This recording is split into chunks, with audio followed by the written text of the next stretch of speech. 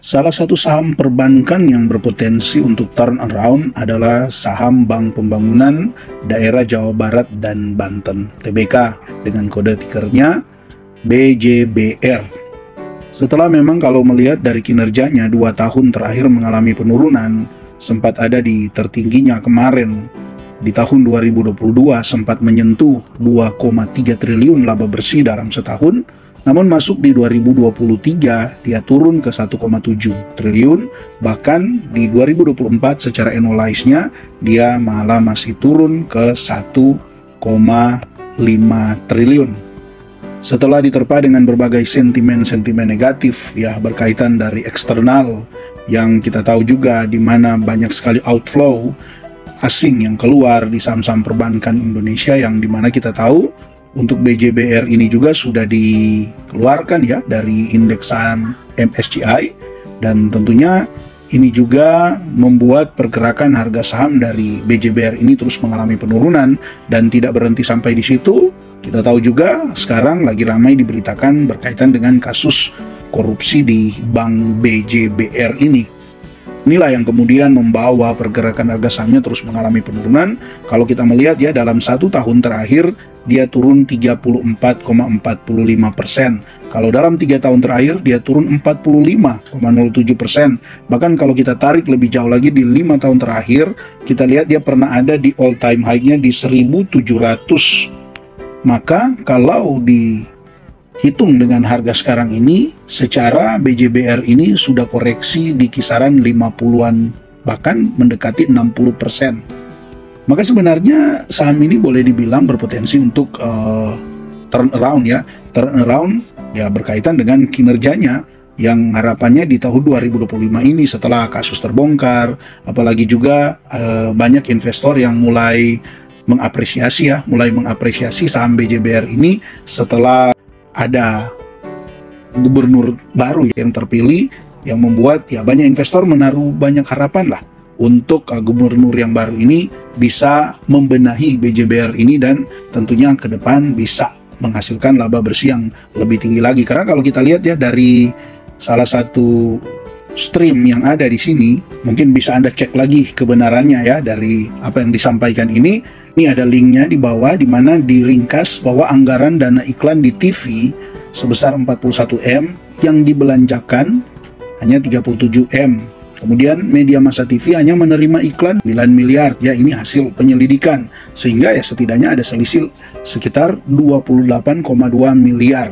Nah, ini hanya di media massa TV, dan menurut dalam berita ini kan ini juga ada banyak ya saluran dana yang kemudian yang baru disampaikan dalam berita ini hanya berkaitan dengan anggaran dana iklan di TV. Jadi memang ya tentu kan ini bisa menurunkan ya kepercayaan investor di BJBR, tetapi tentu dengan terungkapnya kasus ini dan kedepannya pihak manajemen baru bisa lebih baik lagi, karena kan kita tahu untuk di root dari BJBR ini sudah mengundurkan diri dalam proses, maka harapannya BJBR ini ke depan akan lebih baik lagi dan bisa turn around ya. Sebenarnya potensi kalau BJBR ini bisa turn around, secara harga sahamnya ini bisa naik cukup tinggi. Kenapa?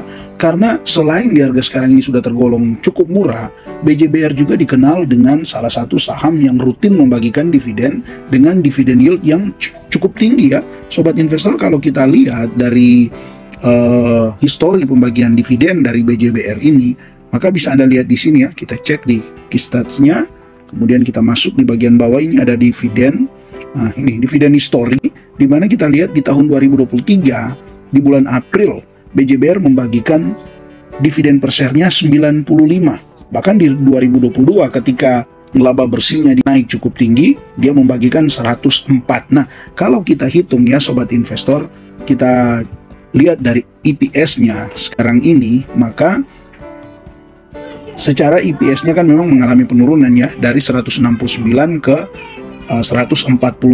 Coba kita hitung ya.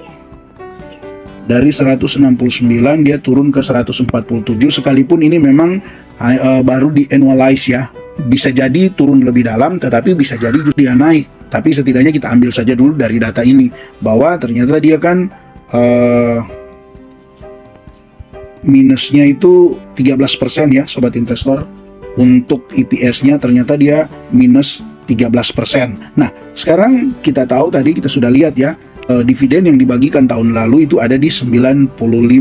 Oke, kita anggap saja secara dividen payout rasionya sama dengan tahun kemarin, maka tinggal kita kurang saja ini dengan 13%. Tadi kan ada selisih 13% antara EPS tahun 2023 dan 2024 minus 13%. Maka kita kurang saja 13% dari 95 ini, maka sobat investor bisa Anda lihat di sini bahwa ternyata BJBR ini masih berpotensi membagikan dividen per share-nya Rp82,6 ini per lembar sahamnya. Maka jika kita bagi di harga sekarang ini ada di 780, sobat investor bisa Anda lihat bahwa potensi dividen yang akan dibagikan BJBR ada di 10,5% ya. Ini ada di 10,5%, atau kalaupun memang seandainya yang terburuk di kuartal 4, seandainya memang karena ada kasus ini mungkin akhirnya dia misalnya koreksi laba bersihnya turun dalam karena mungkin ada pencadangan atau ada apa-apalah seperti itu, mungkin merupakan bagian antisipasi dari pihak manajemen ya, tidak menutup kemungkinan laba bersihnya juga memang bisa turun. Tetapi kan kalaupun dia turun ya sobat investor, tapi menurut prediksi saya ini kemungkinan serendah-rendahnya BJBR di harga sekarang ini 780 dia akan membagikan dividen itu ada di kisaran 7-8%. Jadi ini tentu sangat menarik ya sobat investor. Dengan potensi dividen yield 7-8% itu sudah kita hitung konservatif, BJBR akan membagikan dividen di kisaran ya mungkin 1-1,5 bulan ke depan, karena biasanya dia di bulan April atau paling lambat itu bulan Mei.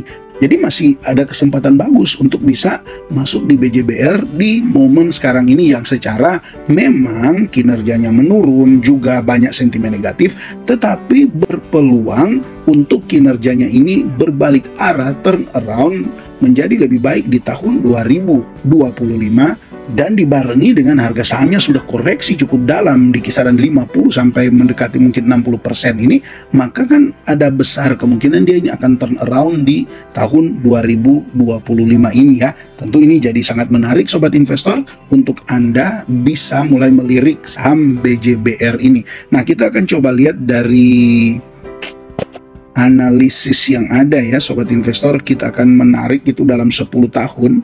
Pertama kita lihat dari PE band-nya ya.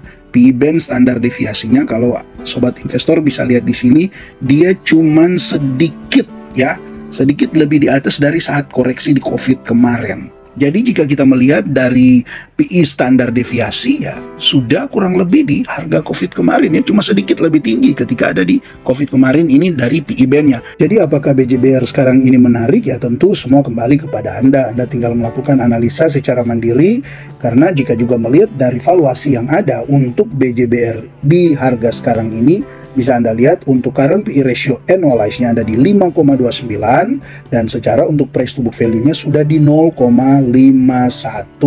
Jadi sobat investor, secara valuasi sebenarnya BJBR sudah sangat menarik, tinggal bagaimana Anda menganalisa lagi untuk prospeknya ke depan dengan adanya kasus, kemudian juga ya bisa berharap ada pemerintahan yang baru ini bisa membawa BJBR bisa lebih baik lagi, mungkin itu bisa kita jadikan sebagai katalis positif untuk momentum saat dimana kinerja dari BJBR kembali membaik, dan tentunya ini juga yang akan menjadi katalis positif saat dimana harga saham BJBR kembali naik ya, setidaknya bisa memuaskan harapan mungkin untuk Anda yang sudah hold BJBR ini sekian lama, bahkan mungkin sempat membeli di harga ya di atas 1000-an ya, berharap saja di tahun 2025 ini bisa kembali ke harga ya di atas 1000 lah setidaknya, dengan potensi dividen yang lumayan besar. Jadi ini bukan rekomendasi, silakan Anda lakukan analisa secara mandiri, dan tentunya jika Anda punya pandangan, saran,